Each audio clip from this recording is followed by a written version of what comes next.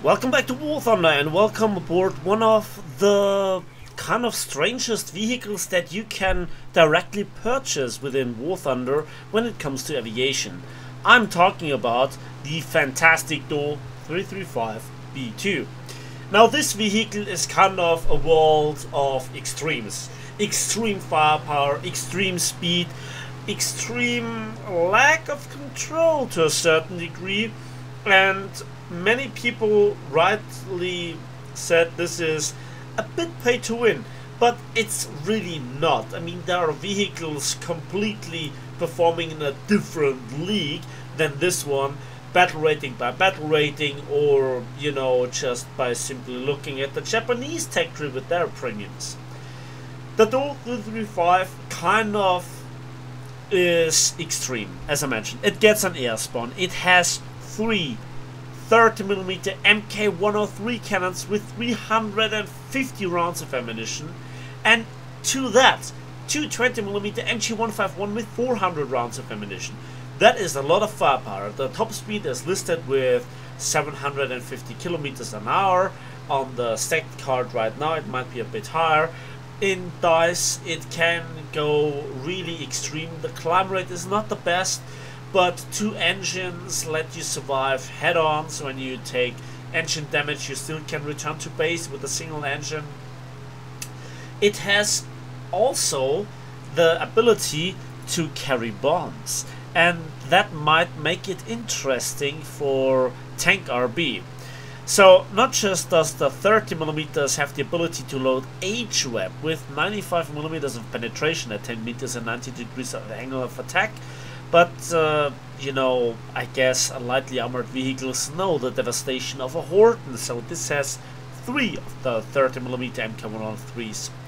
We also have the abilities to carry a maximum payload of two 250 kilogram bombs and a 500 kilogram bomb in a single loadout, or by themselves, whatever you choose. But before we talk more about the gameplay you see in the background on Sicily, I have to say the plane itself looks absolutely brutal, and I have to excuse myself here.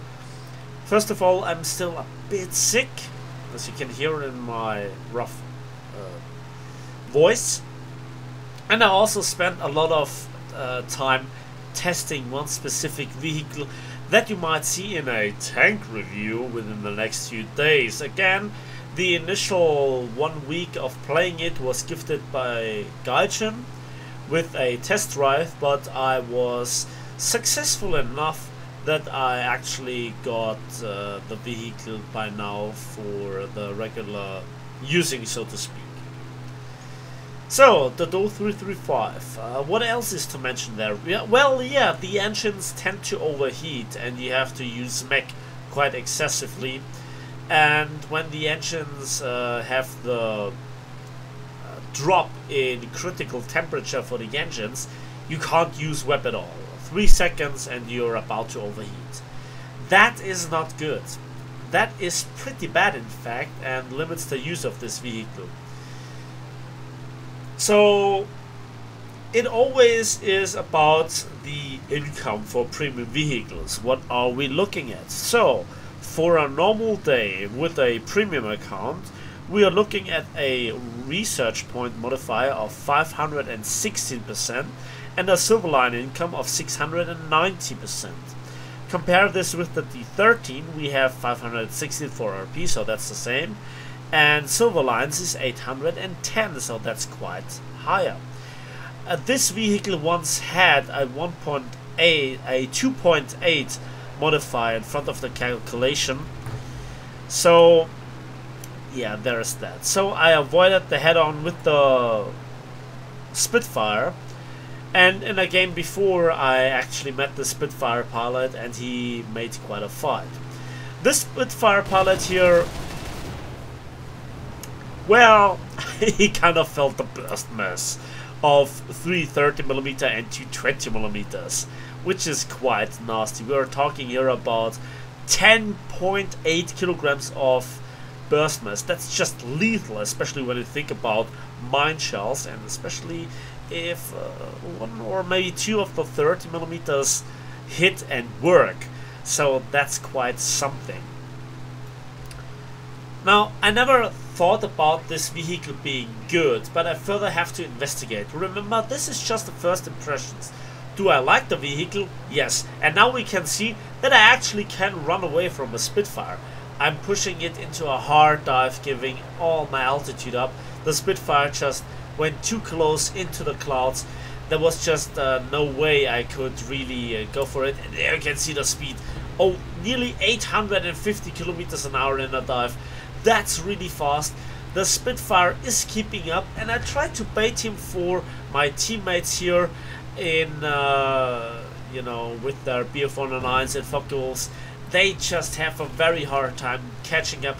There you can see the drop in critical temperature.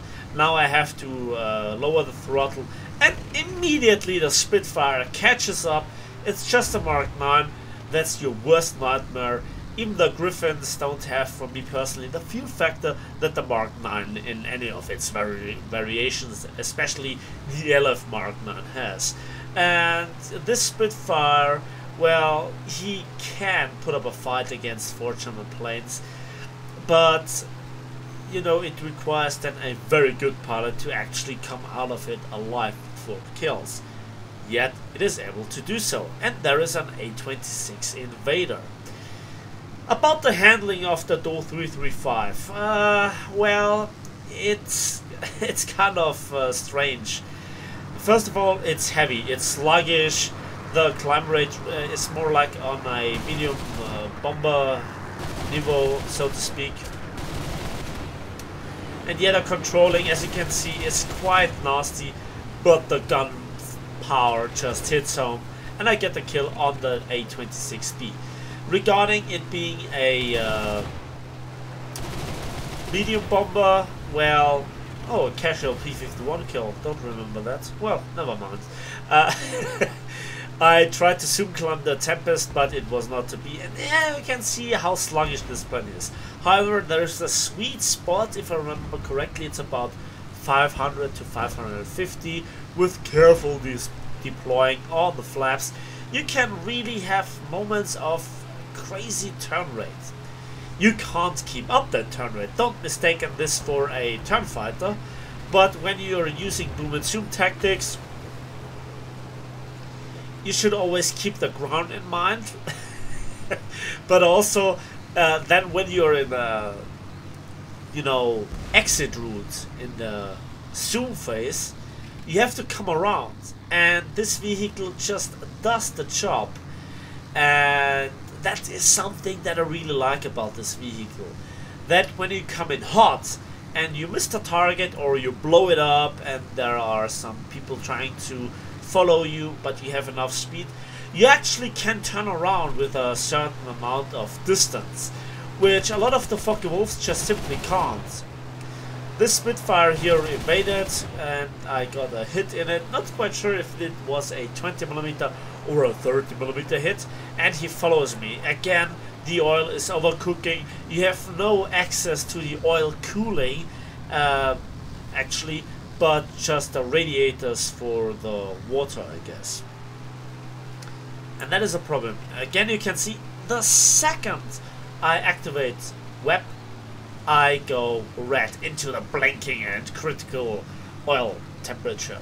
You go away from the web and it cools down after a few seconds. But you should not try to make this too often, as it will, you know,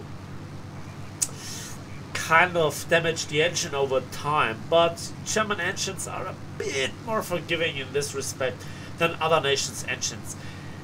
When we talk about the B-409s and the water-cooled Focke-Wulf D-series, they can handle heat a little bit better than, for example, the Italians. So the vehicle has extreme firepower. It's kind of sluggish, but it has its place at high speed. It has an air spawn. It can drop bombs. It has quite a variety in terms of ammunition loadout. You can go full stealth, full anti-air, and that just makes the vehicle quite enjoyable in this respect. But again, those are first impressions. I'm tempting to use this vehicle in Tank RB, but that will take a lot of testing and a lot of experience, because I have not always used airplanes that often in Tank RB, so please forgive me for that. I still think that Tank RB should be a bit more about tanks than aircraft, which is the current meta. So I could actually also carry this vehicle, which makes it a great exception. There are not too many vehicles in the Channel Tech tree that actually could do it. Yes, there are the dogs, but then you have to keep in mind that you need multiple hits, and the MK103 is quite inaccurate, especially over distance, when you try to attack medium tanks to take them down to get the points to win the game. Then there is also the Heinkel 219A7 that has also a very great burst mass of 50.38 kilograms. That's down to the fact that it has now 4 MK108s. Wait, have they changed that? I have to investigate this. But you can see, again, it was once able to really take down medium tank columns as well. And then there is also the Tau 152A1, again a premium. Then there are, of course, the ME410 B6R3, the Do 335A0 and A1, and also the 50mm variants of the ME410 that also technically could take down tanks with gunfire, but not so much in the real RB world. So I'm just here happily farming artillery and AAA emplacements, as I personally think that the match will be over soon. Again, a lovely takedown. You can see the controllability is smoother than on BF109s or Focke-Wulfs, but not as snappy, if you know what I mean. So the plane is sluggish, but more precisely than some of the German fighter variants. This is of course one of the problems that I talked about. Again, it still seems that the 30mm mine shells actually can destroy the medium tanks from the top when you hit the engine emplacement. So the last enemy vehicle was destroyed. I got the final blow award, the anti-mag, terror of the sky, bulletproof. Let's have a quick look at the post-battle results, and let's just have a look what the income of this vehicle in an average battle is. So 78,000 silver lines and 9,937 modification research points.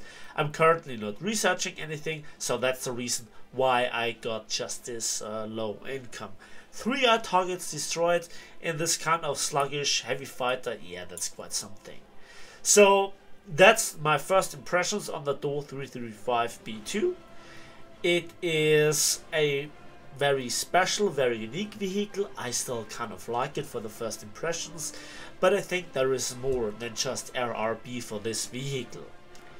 Anyway, that's it for me today. I hope you enjoyed the video. Please give it a like if you did, subscribe if you want to see more. Let me know in the comment section what you think about this vehicle, fighting against it, but also flying it, or, you know, fighting with it. And as always, we will see each other in the skies of War Thunder.